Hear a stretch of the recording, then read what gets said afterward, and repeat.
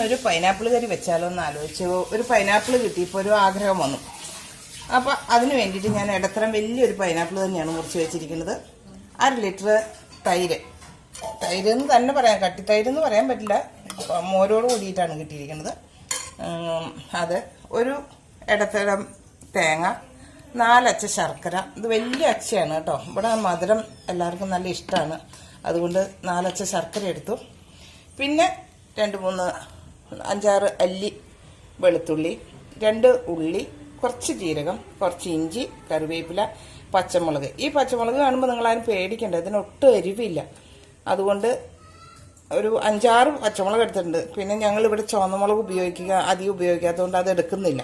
അപ്പോൾ ഇച്ചിരി എരിവ് വേണം, അതുകൊണ്ട് അത് ഞാനിപ്പോൾ ഈ പൈനാപ്പിള് ഇതിനകത്തേക്ക് ഈ ചട്ടിയിലേക്ക് ഇടുകയാണ്. ഒരു തുള്ളി കുറച്ച് വെള്ളം കൂടി ഒഴിച്ച് ജസ്റ്റ് അത് വേകാനുള്ള വെള്ളം കുറച്ച് ഒഴിക്കുന്നുള്ളൂ, അതും കൂടി ഒഴിച്ച് ഞാൻ അടുപ്പത്തേക്ക് വെക്കാൻ പോവാണ് കേട്ടോ. അടുപ്പൊക്കെ നന്നായിട്ട് കത്തുന്നുണ്ട്. നമ്മുടെ വിറകടുപ്പ്, മൺചട്ടി, അതൊക്കെ അതിനകത്തൊക്കെ വെക്കുമ്പോൾ എനിക്കെന്താണെന്നറിയില്ല, വളരെ ഒരു സംതൃപ്തി തോന്നാറുണ്ട്. അപ്പോൾ ഇതിനകത്ത് കിടന്ന് നന്നായിട്ടൊന്ന് വേവട്ടെ. വെന്തിട്ട് വേണം നമുക്കിതിലേക്ക് അരപ്പുകളൊക്കെ ചേർക്കാൻ. അപ്പം ഞാനിതൊന്ന് മൂടി വയ്ക്കാൻ പോവുക, ഒന്ന് നന്നായിട്ട് വെന്തോട്ടെ. അപ്പോൾ നമുക്ക് ഈ എടുത്ത് വെച്ചിരിക്കുന്ന തേങ്ങ മിക്സിയിലിട്ട് നന്നായിട്ടൊന്ന് അരച്ചെടുക്കണം. നമ്മൾ സാധാരണ മോരുകറി ഉണ്ടാക്കുന്ന കൂട്ട് തന്നെയാണ്, അതിനകത്ത് ഇച്ചിരി മധുരമൊക്കെ കൂട്ടുന്നുണ്ടെന്ന് മാത്രമേ ഉള്ളൂ. അത് തൈര് ഒഴിച്ചിട്ട് ഈ ഇരിക്കുന്ന മോര് അതിൽ ചേർത്ത് അരയ്ക്കുന്നതായിരിക്കും നല്ല, അല്ലെങ്കിൽ വെള്ളം കൂടിപ്പോയിട്ട് അതിന് കുറുകലില്ലാതെ വരും. അപ്പോൾ അതിൻ്റെ പാകത്തിന് കണ്ടോ, ഇത്രയും പാകത്തിന് നമുക്കത് അതിലേക്കിട്ട് ഒന്ന് അരച്ചെടുക്കാം. അതിനോടൊപ്പം ഈ വെളുത്തുള്ളി, പച്ചമുളക് എല്ലാം കൂട്ടും ഇതിനകത്ത് നന്നായിട്ടൊന്ന് അരച്ചെടുക്കാം. നമ്മൾ 5-6 പച്ചമുളകും ഇഞ്ചിയും വേവിക്കുന്നതിലേക്ക് ഇട്ടിട്ടുണ്ട്. 1 സ്പൂൺ മഞ്ഞൾപ്പൊടിയും കൂടെ ഇതിനകത്തേക്ക് ഇട്ടു. നമുക്ക് നന്നായി വെണ്ണ പോലെ അരയണം. അപ്പോൾ നമുക്കൊന്ന് അരച്ചെടുക്കാം.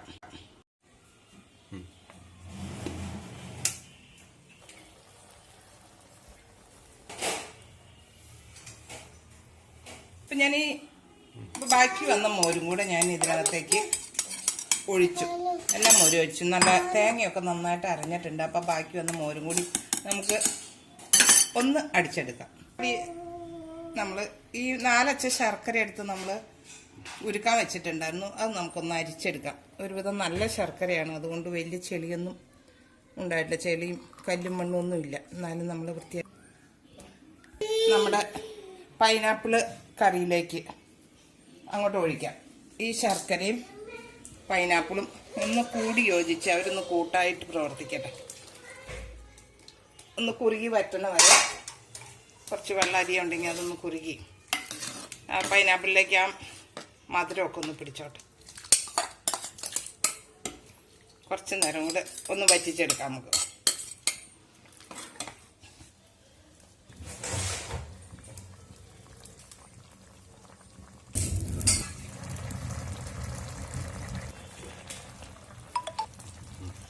അപ്പം നമ്മുടെ പൈനാപ്പിളും ശർക്കര പാനിയും എല്ലാം കൂടെ നല്ല കുറുകി. അപ്പം ഞാനൊരു പച്ചമുളക് വെറുതെ ഇതിനൊക്കെ ഒന്നുകൂടെ ഇട്ടിട്ടുണ്ടായിരുന്നു കേട്ടോ, ഇച്ചിരി എരിവില്ല, ഇട്ടു. അതിനകത്തേക്ക് കുറച്ച് പാകത്തിനുള്ള ഉപ്പ് ഇട്ടിട്ടുണ്ട് കേട്ടോ.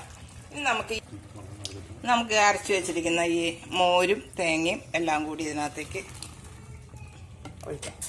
നമുക്ക് ശരിക്കും കട്ടിത്തൈരാണ് വേണ്ടത് ഈ കറിക്ക്, എന്നാൽ അത് നല്ല കുറുകലിൽ കിട്ടുള്ളൂ. ഇതിപ്പോൾ നമുക്ക് കിട്ടിയിരിക്കുന്നത് മോരാണ്, നാടൻ മോരാണ് കിട്ടിയത്, പക്ഷെ അത് ഇച്ചിരി കട്ടി കുറവാണ്.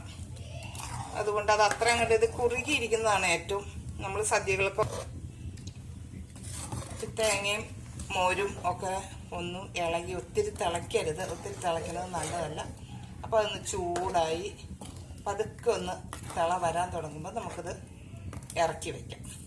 കറി ഇതാ പതുക്കെ തിള വന്ന് തുടങ്ങി, നമുക്കിനി അങ്ങോട്ട് മാറ്റാം കേട്ടോ. ഇതിലേക്ക് കുറച്ച് വെളിച്ചെണ്ണ ഒഴിക്കാം. ചൂടായി വരുമ്പോൾ ഞാൻ കുറച്ച് കടുകിട്ടു,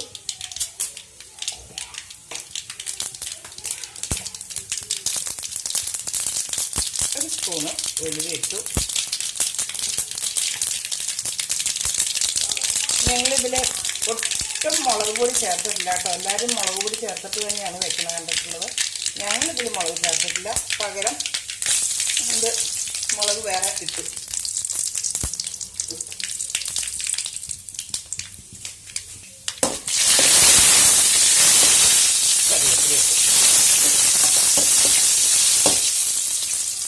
ഇത് നമുക്ക് നമ്മുടെ കറിയിലോട്ട് അങ്ങോട്ട് ഒഴിക്കാം.